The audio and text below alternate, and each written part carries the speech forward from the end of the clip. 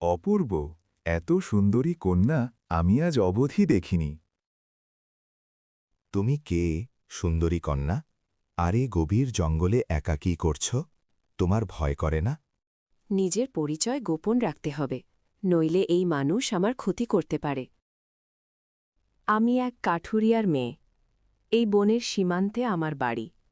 বাবা আসতে দেরি হচ্ছে বলে খুঁজতে বের হয়েছি।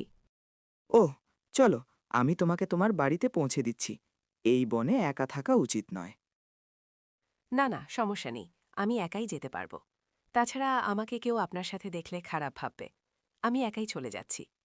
মহারাজ কিছু বললেন না। পিছন থেকে মেয়েটিকে এক দৃষ্টিতে তাকিয়ে দেখছিলেন। রাজপ্রাসাদে এসেও তিনি নাগকন্যার খেয়ালে ডুবেছিলেন। তিনি বারবার নাগকন্যার চেহারা মনে করছিলেন, আর তাকে একটিবার দেখার জন্য আকুল ছিলেন। মহারাজ, আপনাকে কয়েকদিন ধরে উদাসীন লাগছে। কিছু কি হয়েছে? না, রানীরাজ্যের কিছু ব্যাপার নিয়ে একটু চিন্তিত হয়ে পড়েছি আর কি। তেমন কিছু না। আমি জানতে পারলাম আপনি রোজ জঙ্গলে যাচ্ছেন আর ফিরছেন দেরি করে। কেন মহারাজ? আগে তো মাসে ২-১ বার শিকারে যেতেন, এখন প্রতিদিন যাচ্ছেন যে? রানী, কি করে বলি তোমায়, তার একদিনের সাক্ষাৎকার আমাকে ব্যাকুল করে দিয়েছে। তাকে খুঁজতেই জঙ্গলে যাই, কিন্তু দেখা মিলছে না। রানী, আমার শরীরটা ভালো লাগছে না। আমি নিজের কক্ষে গেলাম।